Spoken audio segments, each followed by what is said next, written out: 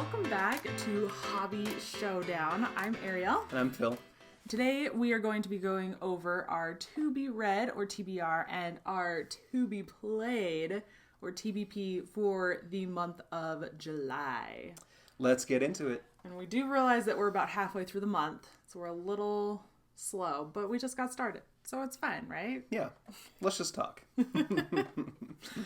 Okay, so first I'm going to go over, I'm currently in the middle of 4 books right now, and so I'm just going to quickly go over those. So I am reading Age of Swords by Michael J. Sullivan. This is the second book in the, oh my gosh, yes, Legends of the First Empire. I don't know why I can't remember what this series is called. It's a long title. I guess. Yeah. Don't patronize. I'm not. But, so we talked about this series a little bit in our previous video, but for those of you who didn't see, this book takes place 2,000 years before the Rhaegar Chronicles and Rhaegar Revelations. Totally different cast of characters, and basically we are following 2 groups of people. One are called the Frey, and they're viewed as the gods of this world, and then also the humans of the world. And we start with a human actually killing one of these so-called gods. People are realizing that they can be killed, and it kind of sends their world into an upheaval. And it's been really enjoyable. I'm about halfway through. I'm feeling fairly confident that I can finish this in July, and I'm excited to finish up the series. There's 6 books, so I still have a little bit to go. But as for my current reading queue list, I'm reading the 6th book in the series, Age of Empire. And it's been fantastic. I'll just let you know. I've enjoyed all of it. The last book, that Age of Death, before I started reading Age of Empires, was really good. It set up the heroes in quite a pickle, and so we'll see how they get out of it. I'm only a few pages in, but yeah, it's set up for quite the ending. So more to come after I finish it. Hopefully, I can get it done in July, and so we can talk about it. yeah. We'll see.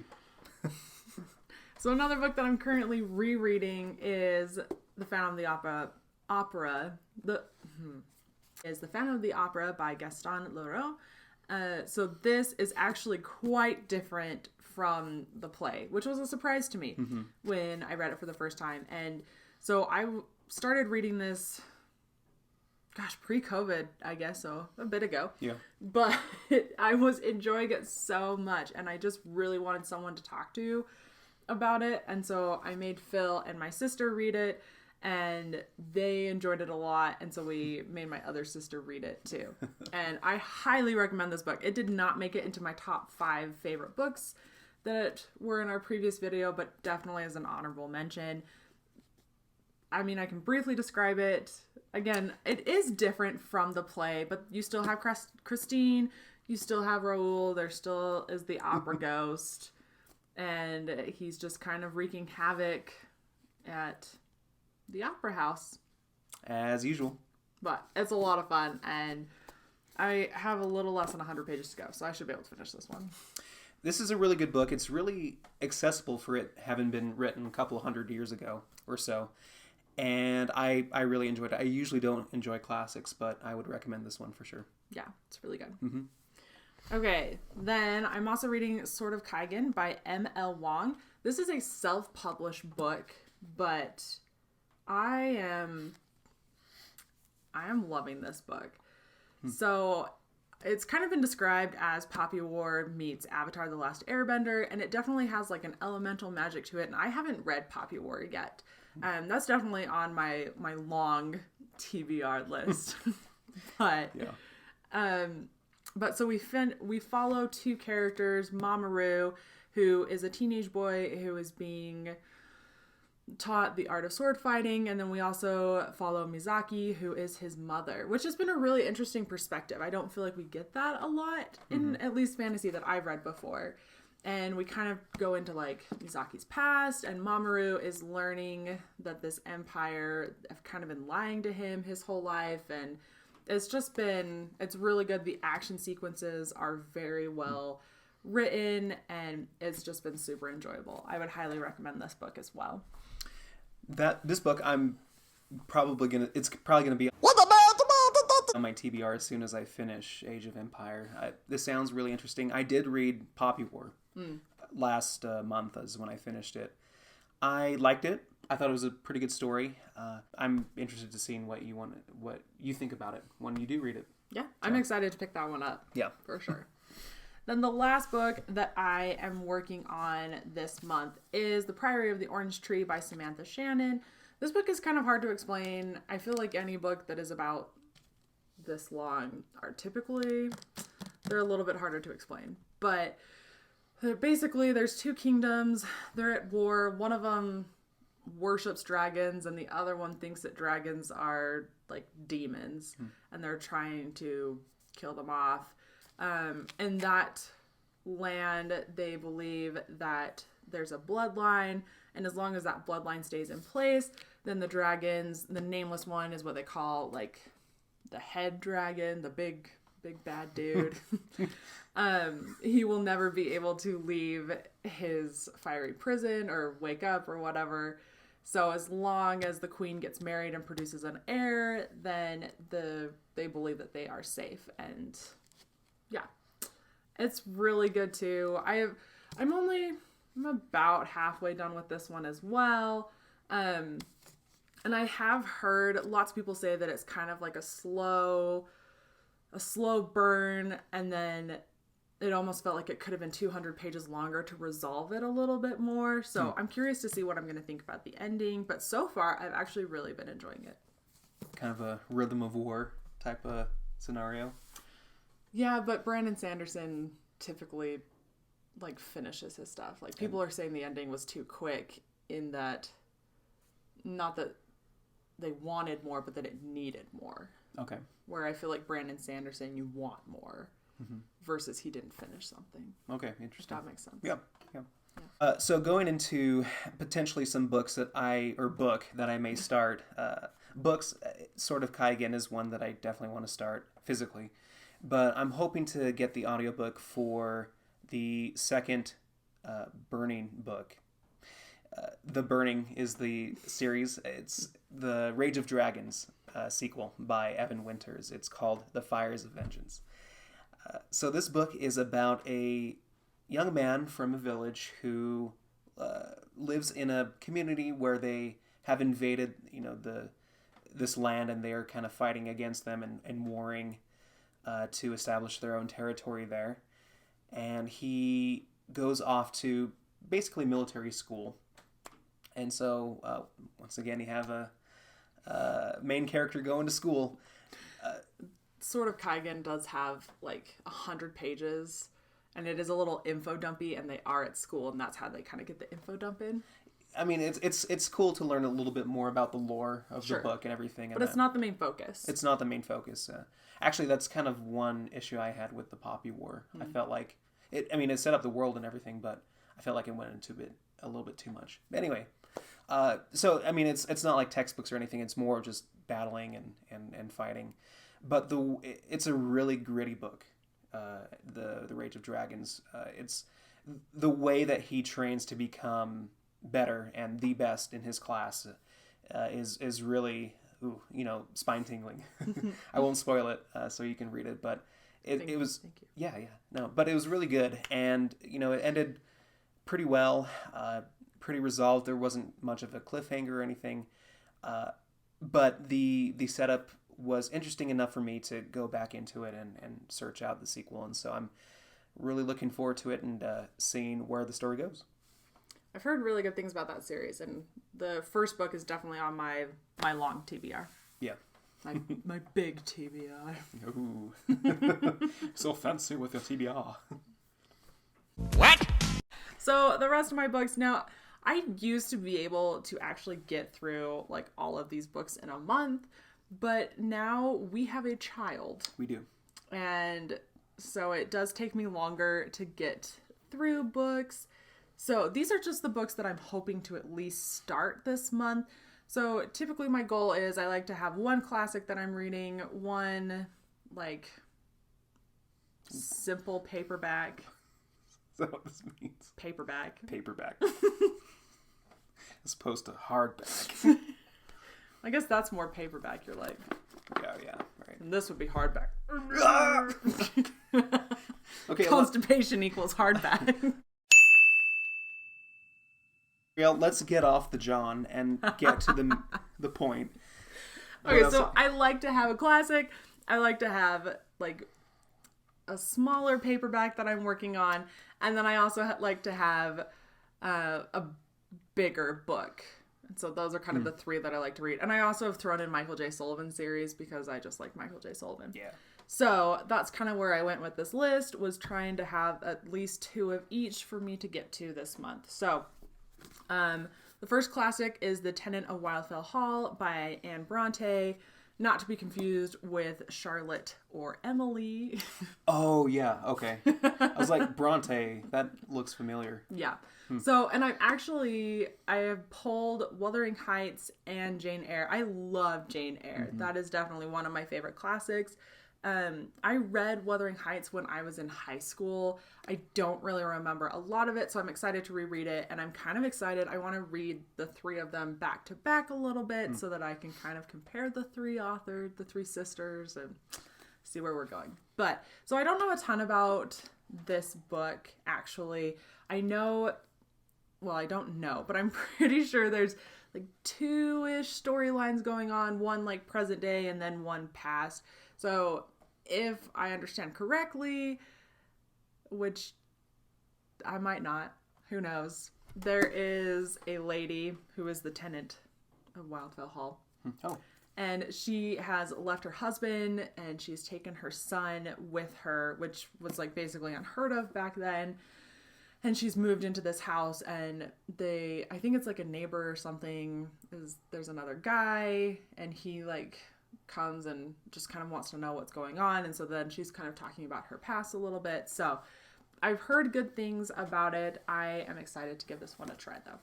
The second classic that I would love to get to this month is Peter Pan by James A.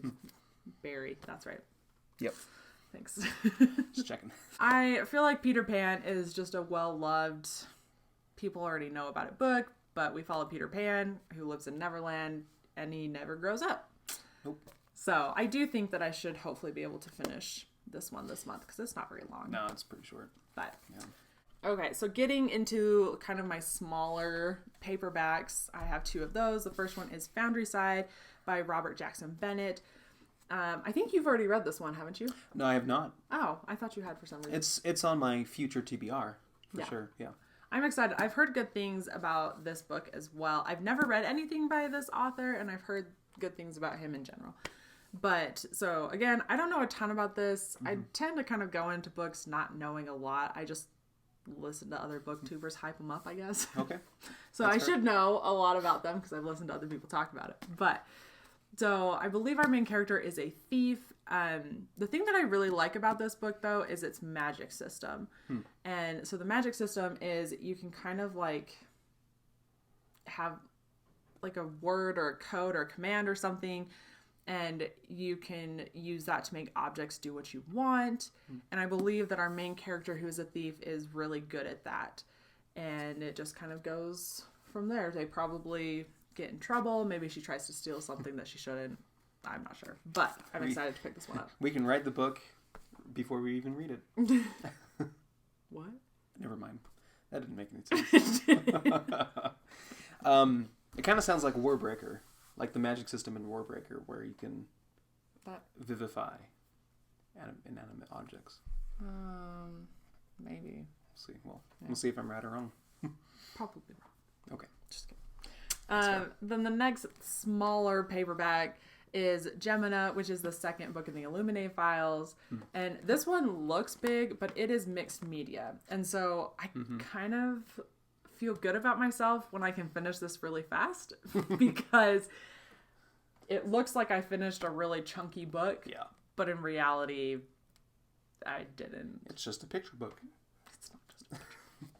But anyway, so I read the first one actually last year. I kind of took a hiatus from reading for about 9 months. I wonder why.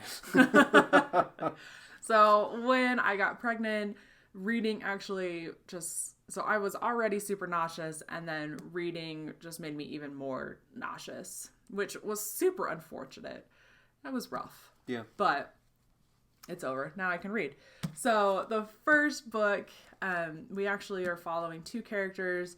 They were dating, and then their planet gets destroyed right after they broke up, actually, which is funny. But then they ended up on different ships. And so this is kind of them communicating with one another, trying to figure out what's going on each of the different ships. Did you just spoil the first book? No. Oh, okay.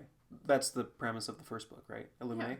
Yeah. Oh, okay. What do you mean? For How some did reason, I spoil it? No. I thought you were talking about like, oh, their planet split up during the first book, and then this book is them talking back and forth to each other. No. Okay, good. Okay. No, I didn't spoil it. I should have been listening better. Yeah, apparently. Anyway. It's like, oh, now I can't read it. But so one of the things that actually made the first book difficult to read is on one of the ships there's a virus going around, and so in the book they actually had signs about how if you felt sick you needed to self-isolate, how you needed to wash your hands more. And this was kind of last summer when COVID was amping up a little bit, and yeah, it hit too close to home. It was kind of a weird thing to read. Coincidence. Yeah. Yes, it was bad. Welp. Yeah. Okay, I have 2 books left. Those are my bigger books, and these I fully do not expect to finish in July, but I would love to finish at least one, honestly. The first one is Malice by John Gwynne. I really know like almost nothing about this book. I know that there is a full cast of characters.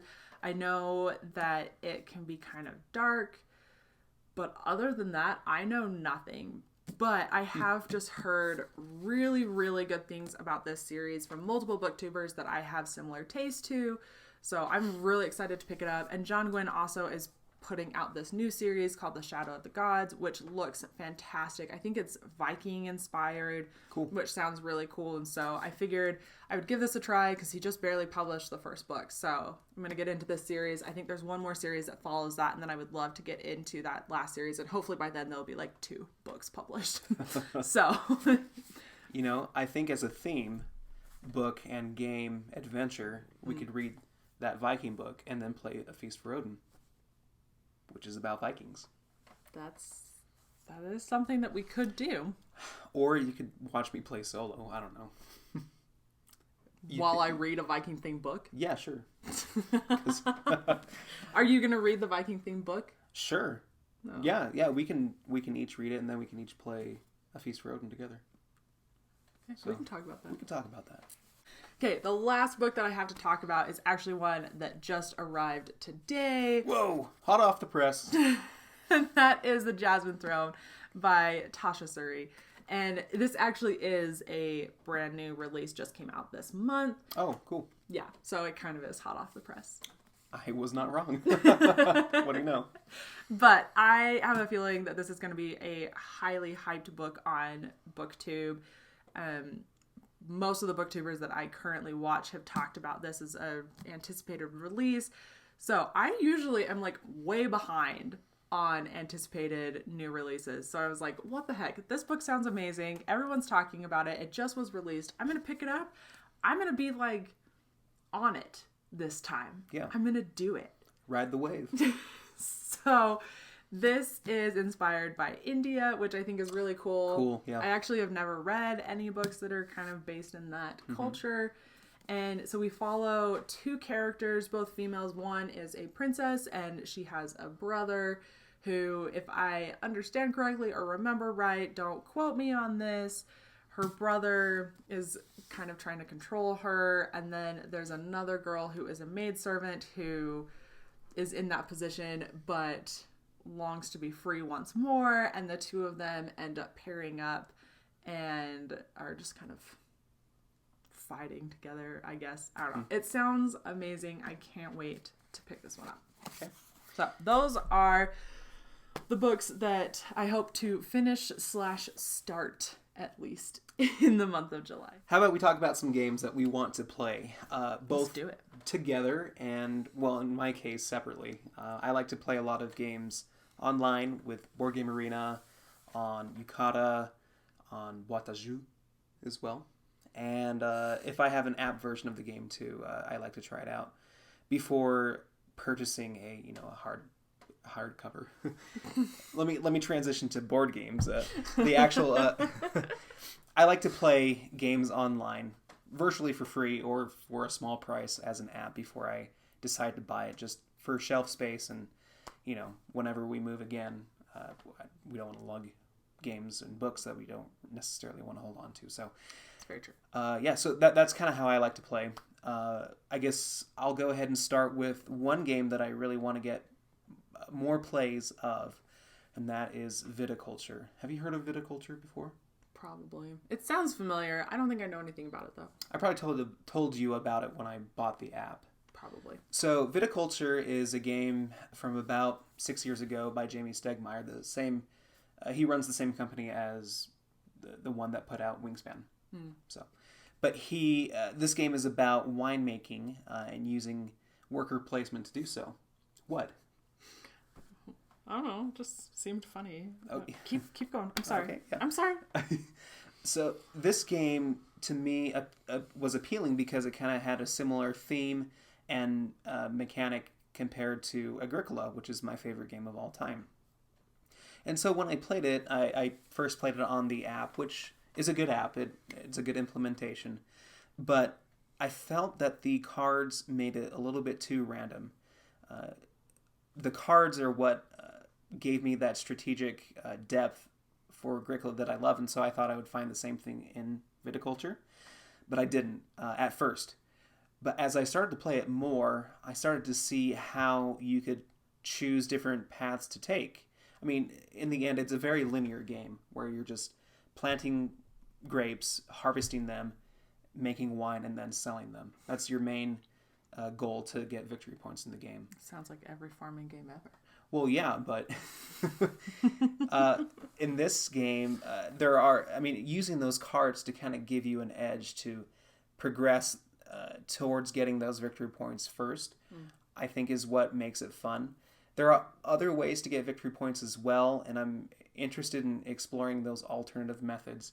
But I started playing it a little bit more, both versus AI and as well as opponents online. It is in beta on Board Game Arena.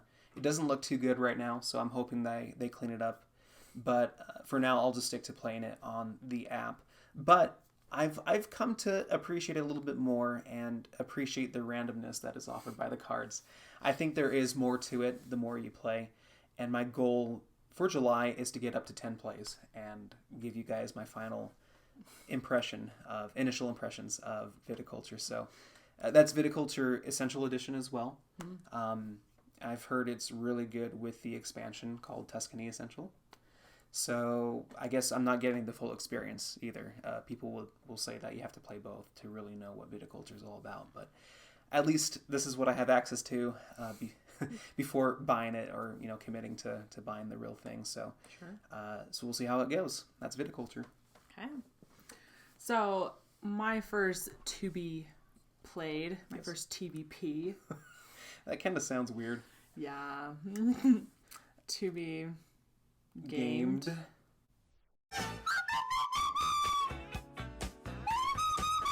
Oh, we've been married too long. Yes, we have. So I actually bought this game for Phil as a fun gift. Not quite a gag gift, I suppose. Was it for Father's Day or? No, if you let me finish telling the story, you could remember. Okay.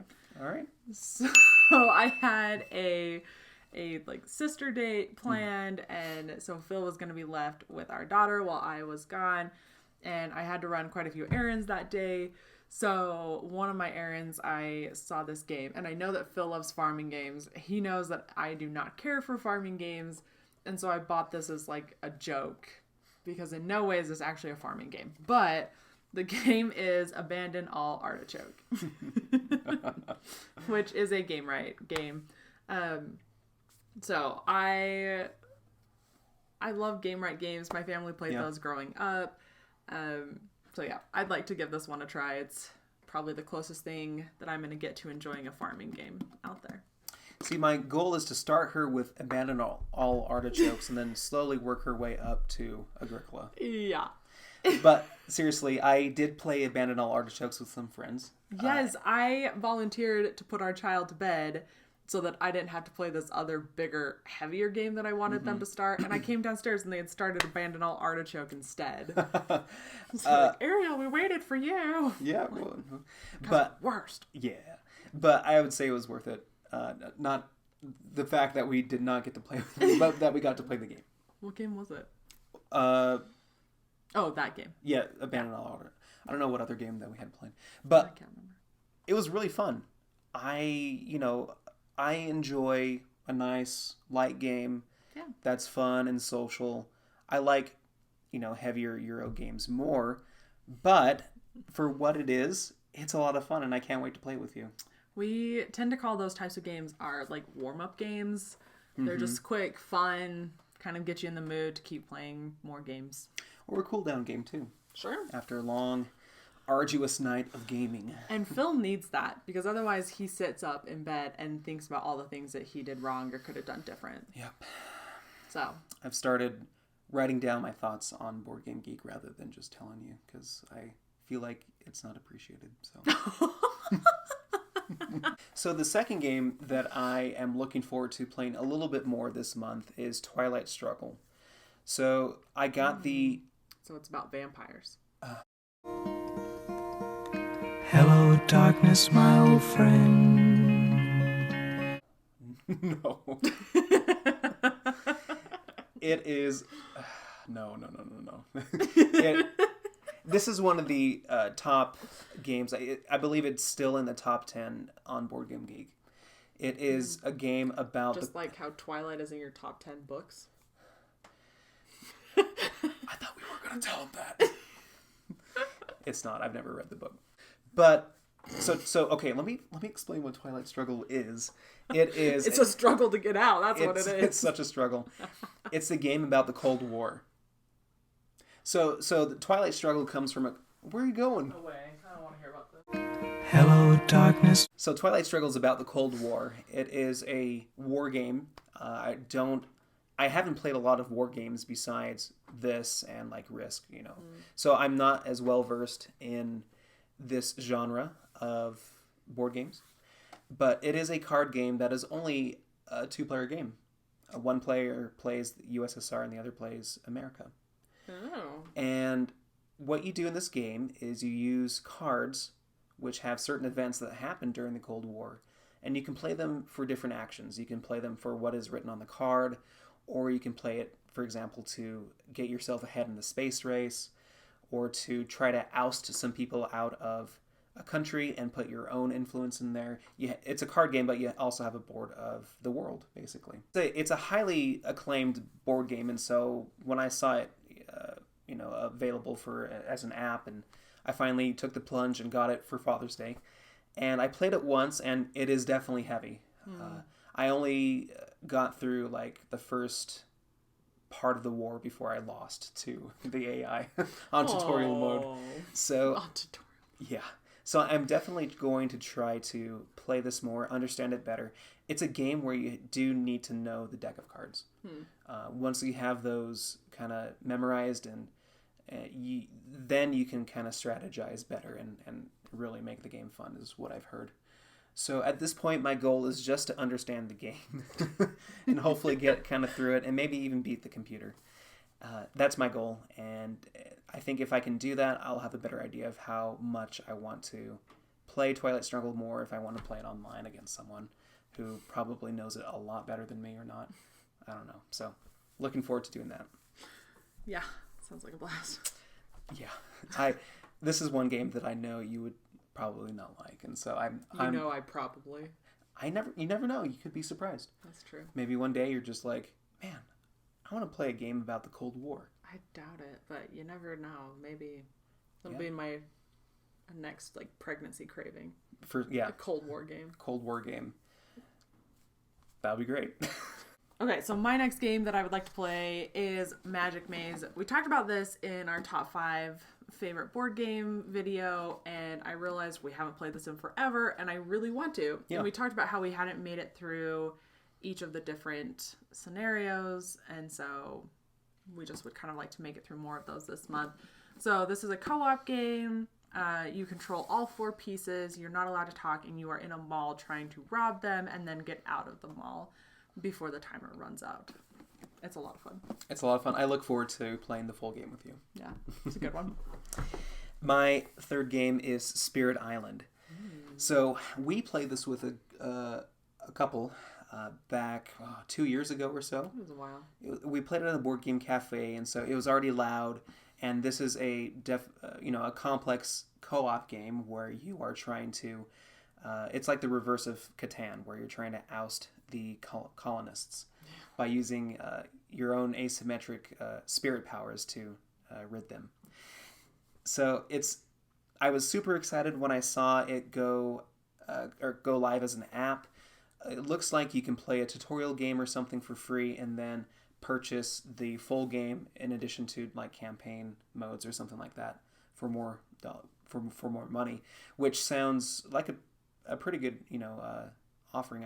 I would rather do that than pay for the whole game right now, but I do want to play this a little bit more, try to remember how it went, and see if it is worth the investment. Yeah.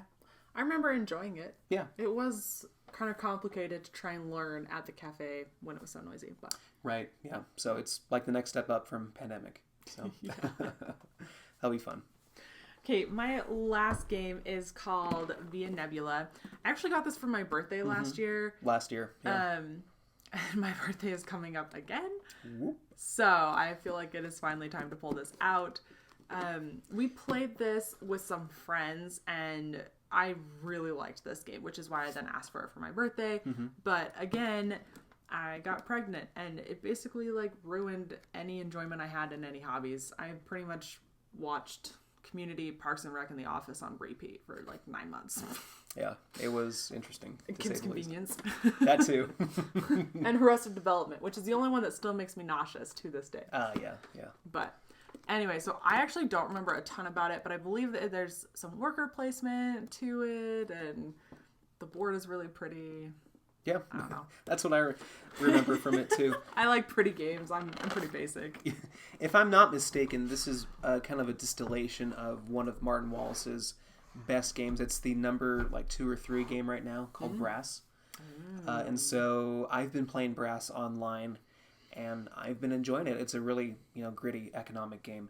But this one, I feel like now having played that, playing this again will be a lot of fun, I think. So what I just heard is I'm about to get creamed. No, because this game is it's a lot more different than. It's a lot more different. It's a lot different than Brass is. My final game is this just in. Today I found out this game went live on Yukata in beta. It is Praga Caput Regni. So Praga, I'll just shorten it to Praga, is a game where you are building up the city of Praga back in the 1600s. It does so with an action selection mechanism where it's kind of a rondel of actions that you just pick up, and you have your choice, and you can kind of pick and choose your focus of the game. So there's lots of options. They each give you a lot of good rewards. But I played it once on Tabletop Simulator on solo mode, and it was really fun to just kind of pick something, go with it, and see what happened. I had a lot of fun with it. I was really hoping that this game would come out on an online browser format, and it just did. So Dreams do come true. Yes, if you believe in board games. So I am super excited to give this a try. I've already started an async game, and we'll see where it goes. So that's it. We talked about all the books and games that we are hoping to read and play in the month of July. TBR, TBG. That's going to stick. I love it. So comment down below what games and books you are trying to read or play in the month of July, and we can talk about it there. And like and subscribe if you want to see more content. Thanks so much for watching. We will see you guys again in our next video. Okay. Bye. See ya.